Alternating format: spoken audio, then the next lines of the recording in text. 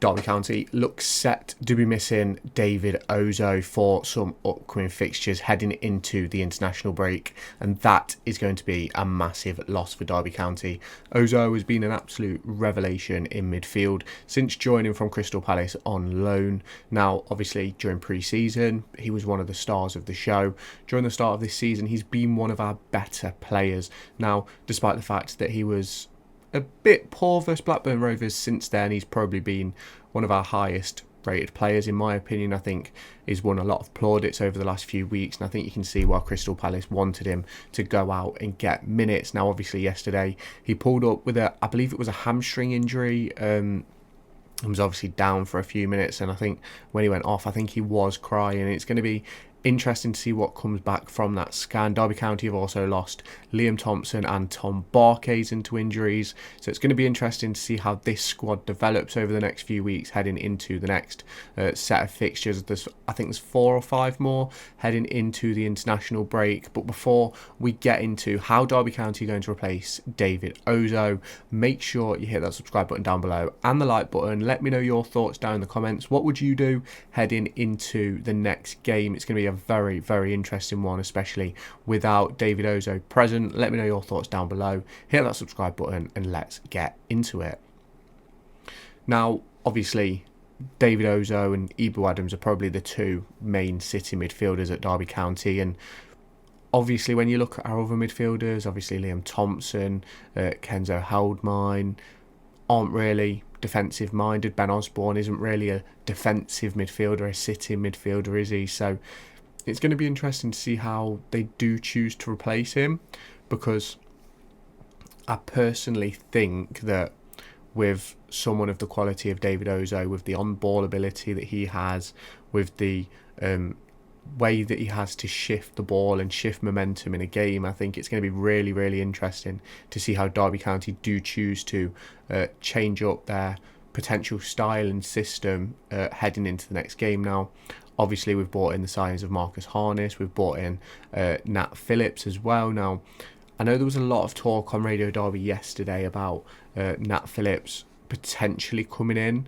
but whether that would be as a second midfielder to partner Ibu Adams, or whether that would be in a back three, I'm not entirely sure.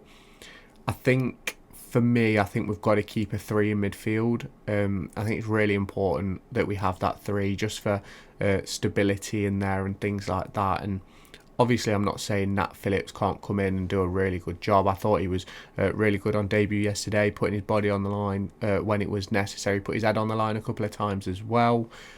But I think when you're trying to replace a David Ozoh type player, I don't think we necessarily need to go massively defensive.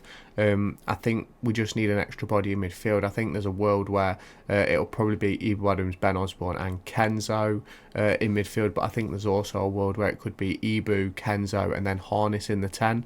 It's going to be very interesting to see what Paul Warne does decide to do, because obviously Ozoh has been magnificent so far this season, and obviously if we're without him for 5 games, I can deal with that if he comes back and he's fit for the rest of the season, obviously.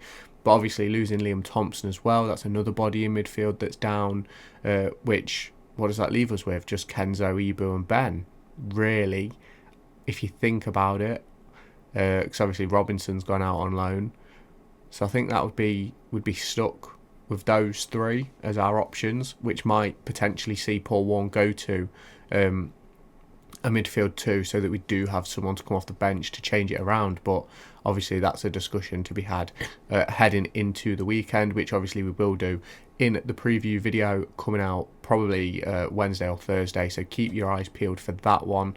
You've obviously then got to think about if you're missing Thompson and Barkhays, and we're now missing Ozoh as well. Rooney's not yet fit, so we're missing 4 players now. So that squad dilemma, which I spoke about probably about a week ago now, ultimately now isn't a squad dilemma. He's back down to 22 players, essentially 22, 23 players for a 20-man squad, which I think probably 15, 16 of them probably speak for themselves, obviously both goalkeepers and things like that. So it is going to be interesting to see what Paul Warne does decide to do. Now, I'm really interested to hear what you guys think about it, because I think losing out on David Ozoh in that midfield area, like you go back and look at his performance versus Middlesbrough, you look at his performance versus Bristol City. I think he was excellent yesterday up until he came off, and then look at how we played after he came off. It was a completely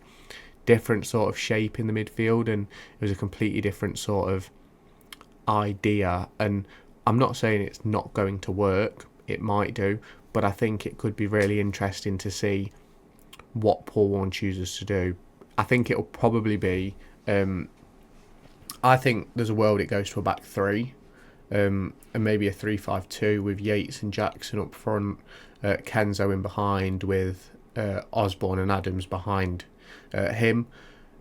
But obviously you've then got who is going to be your right wing back, because Niambi's not necessarily a wing back, so that would be a case of, is Wilson available?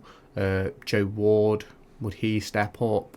And then obviously it'd be Nat Phillips going into that centre-back position. So it's one of those for me where it's going to be really, really interesting to see what Paul Warne chooses to do, if he even chooses to change it, really, because realistically you could just slot Osborn in and then keep the same team. Obviously, I've said before and I'll say it again, I don't think you should change a winning team.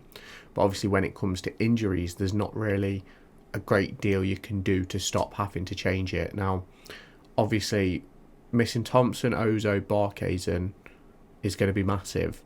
But I think what could be good in this sense is it gives an opportunity for other players to build into the team. Like I said in the preview, that it's going to be a case of injuries to get in the squad now. You look at Blackett Taylor, like he's not been involved, and he really should be. £300,000 signing. We need to see what he can do at a first team level. He obviously played, I think it was 90 minutes for the 21s versus Bournemouth on Friday in a game which they lost, and I don't really think he had a major impact.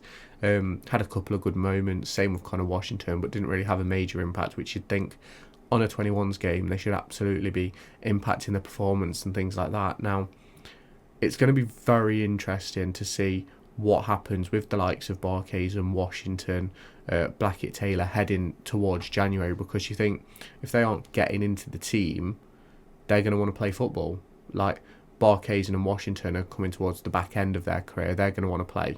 Blackett Taylor is sort of heading into the prime of his career and is coming off the best, say 8 months, 6-7 months maybe, of his career with Charlton, and he's come here and not exactly set the world alight. He was good for 2 games after signing in January, so it's going to be interesting to see how that one goes. So is this a case of losing Ozoh opens up a space on the bench? Does that bring back in to one? Obviously Chiwa can't play versus I think it's Sheffield United next. Chiwa can't play because of his concussion protocol, so you've then got an opportunity for Blackett Taylor to step in, because realistically I don't necessarily think any of the midfielders in the academy are ready to step onto the bench, although it would be a very good experience for them. I just don't quite think they're at that point in their careers. Now, obviously, you can let me know your thoughts down below. Make sure you hit that like button. Let me know who you would start over David Ozoh in the next game. Obviously, we're waiting for official news on a scan, but it looks as if he's going to be out up until the next international break. But let me know who you'd replace him with. Let me know if you'd change system, and let me know what your thoughts are on who's going to take that bench slot as well, because it's going to have to be a Blackett Taylor, really, because you don't need 3 strikers on the bench. So let me know your thoughts down below. Hit that subscribe button, turn on that notification bell, and I'll catch you in the next video. Be sure to go and find me on TikTok, pictured here, and Twitter, pictured here. These are the places where I'll keep you all up to date with all my upcoming videos and my thoughts and feelings around the Formula 1 and football weekend.